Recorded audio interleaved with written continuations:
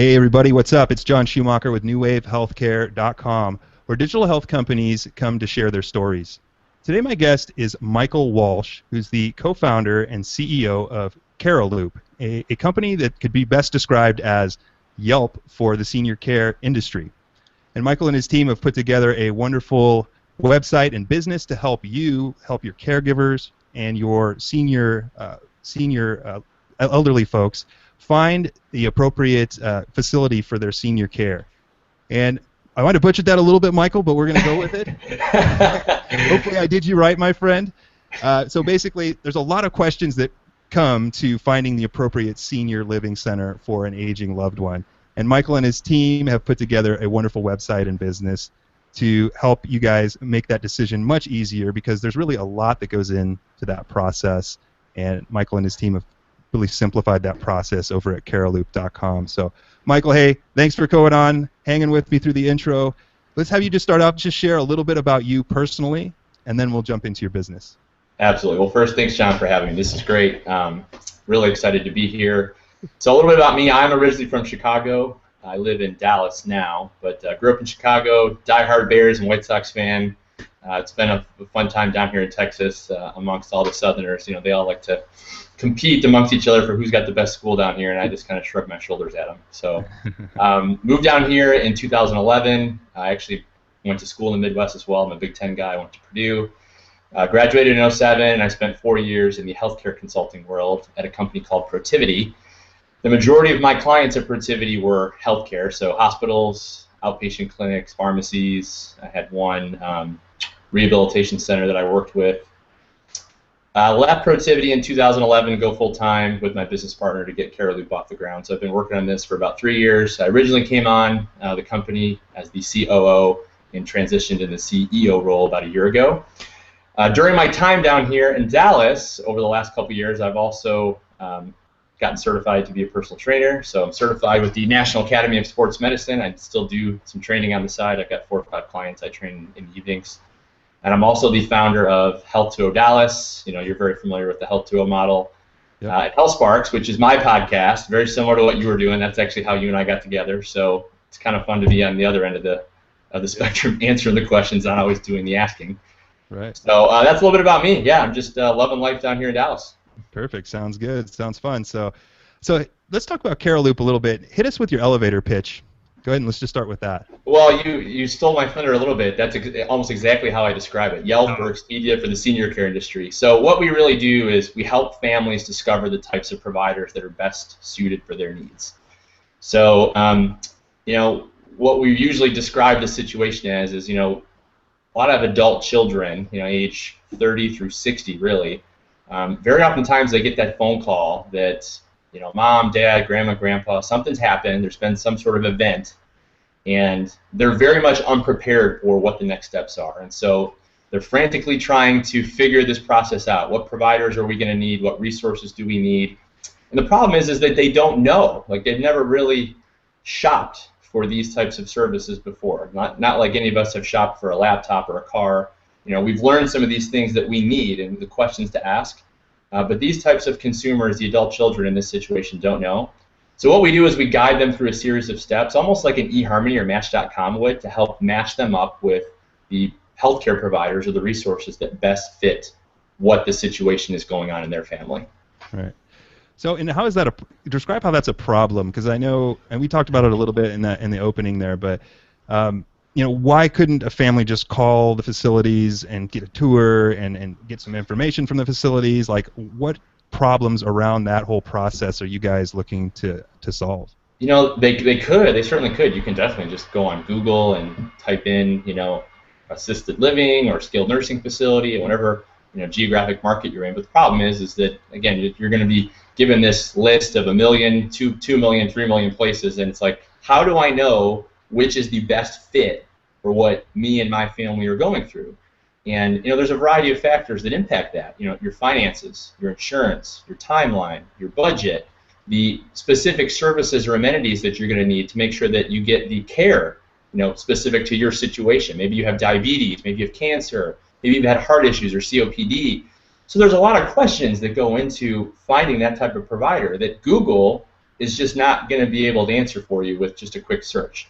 So where we really differentiate ourselves is that we help you answer some of these questions, and we calculate all of these things for you so that we can guide you to which provider really does best line up with what's going on, specific and personalized to you.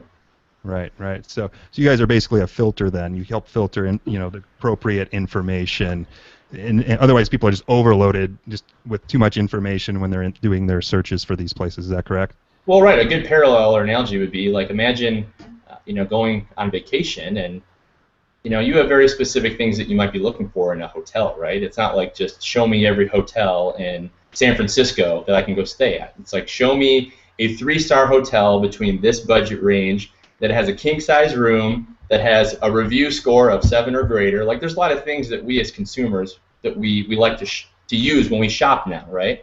And it's the same thing. We believe when you go and shop for a type of healthcare provider that you should be able to have those tools, and it should be built into the user experience. Right. Absolutely. So what inspired you to tackle this problem? Did you have a personal vendetta against the information overload or the process, or did you have a loved one or someone that you've had this issue with? Can you talk about that? Well, we have had a loved one go through this in my family. That wasn't the real catalyst for why we got into this business. My co-founder, Steve Biesfeld, worked for a large assisted living and memory care provider up in Minneapolis, Minnesota. He actually worked there in college, too, all through college. And it was during his time up in Minneapolis as he was managing a few of these communities that he realized that, families really struggle with this. Like they walk into a community like the one Steve was managing, and they just have no idea what even to ask and where even to start.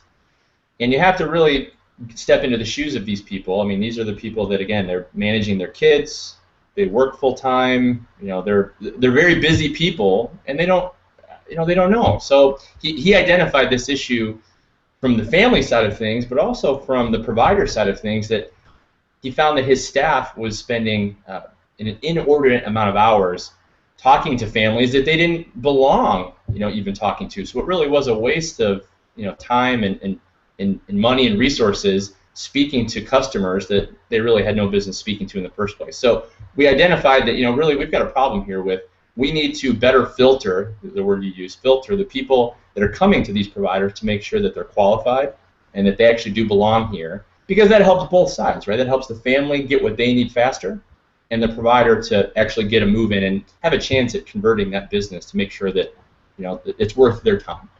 Sure. So that was really where we identified the issue. And that was back in 2009, 2010 when Steve was working there. And we've been through several different iterations of this product to find that right fit.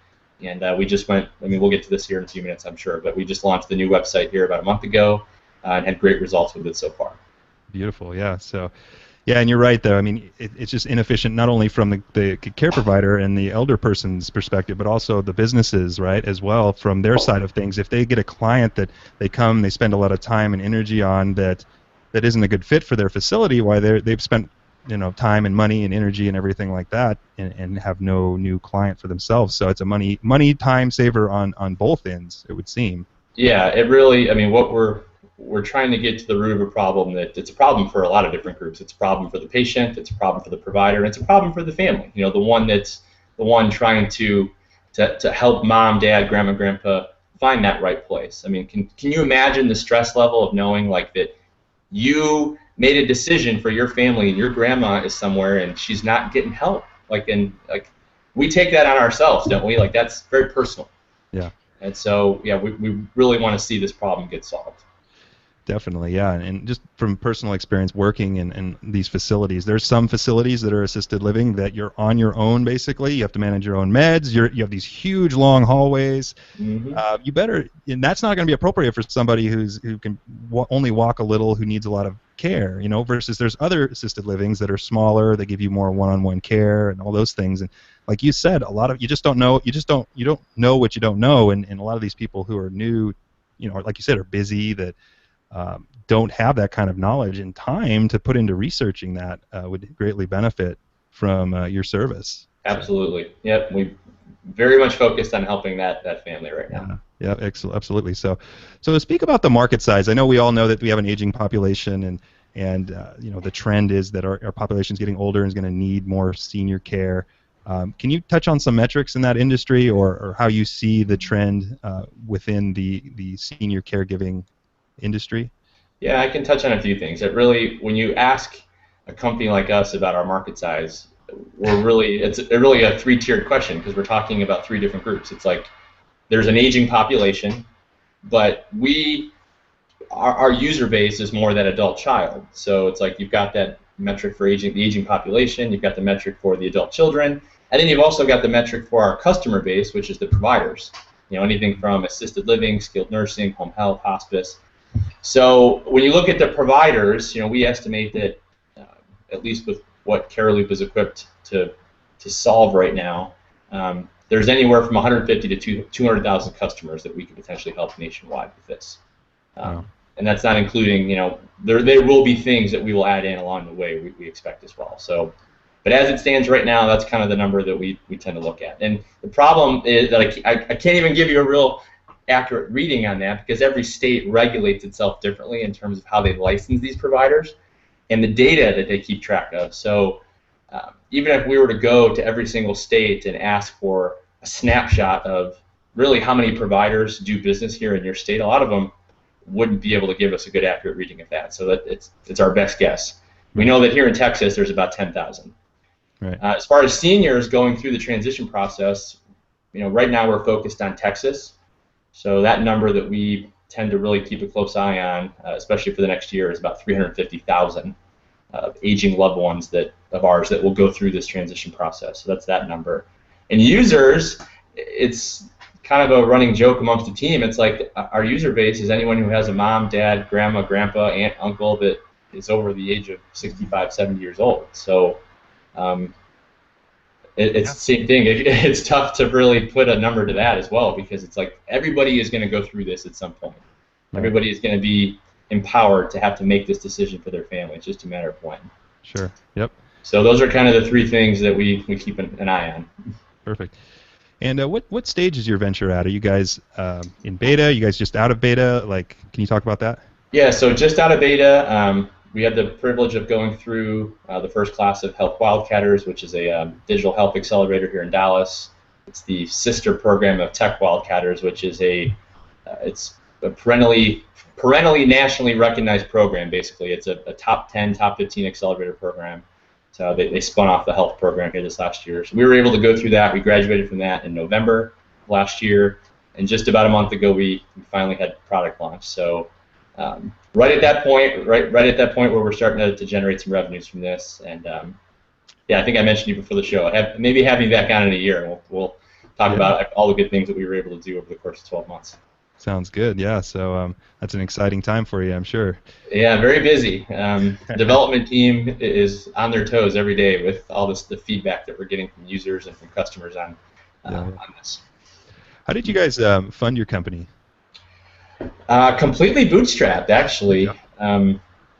Up until the accelerator program, this had been completely funded by the founders. So Steve, myself, and our third co-founder, Andrew Taylor, who's our CTO, were the three that put all the time and money into making this thing happen. So we got to that point where we were in beta. We got it launched back last April, about a year ago, and spent about 6 months here in Texas just working to get customers signed up and get some users coming through. And we were able to get enough traction that we were able to get the attention of Health Wildcatters and get this thing through the accelerator. And we're just now finally raising our first round of seed capital. So we're going through that process right now, and hoping to have that all wrapped up here in the next month or two. Yeah, wow, you are busy then. So yeah. So what are some of the biggest challenges through that process? I'm sure a lot of companies would wonder, okay, you're at this point now where you're ready to launch, you're starting to get some revenue. What were the biggest challenges up to this point? I'm going to try my best not to give an answer maybe that a previous guest of yours has given, but I think that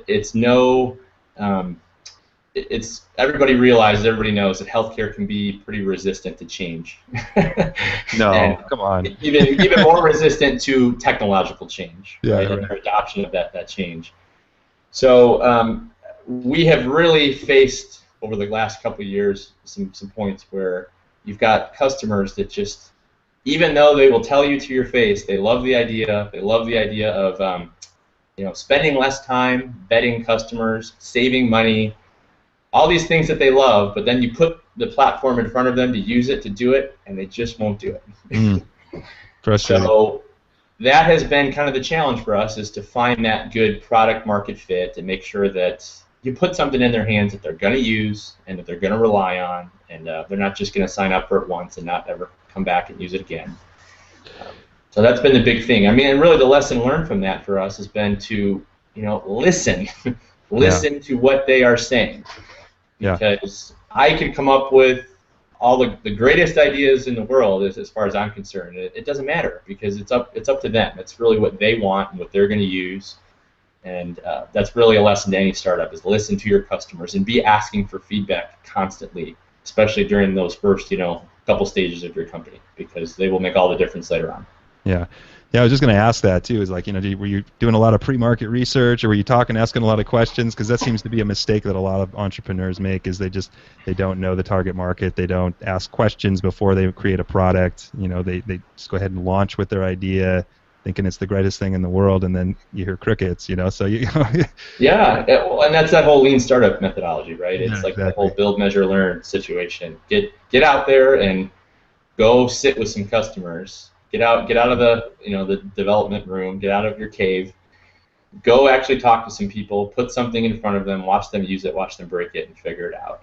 Yeah. And that's exactly what we did. And I talk about that we've been at this for 3 years, and some people might scratch their head at that and say, "Wow, that's really a long time." But we really took the time to understand, and we went through several different iterations of product launches before we finally got to a point where we're like, "This is really what the market is begging for."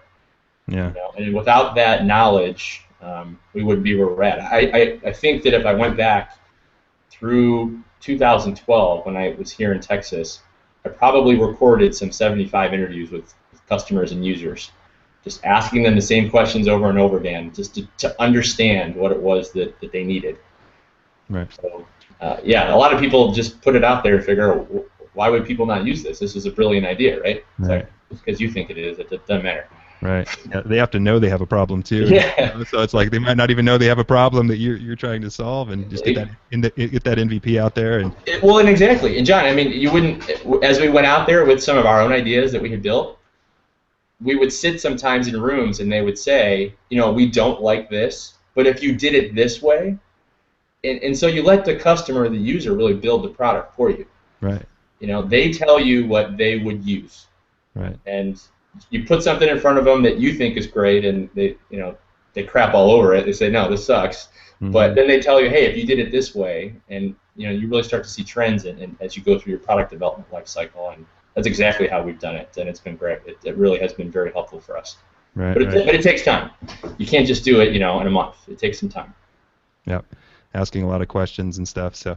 Right. So now that you're out, what makes your guys' product different than what's currently on the market?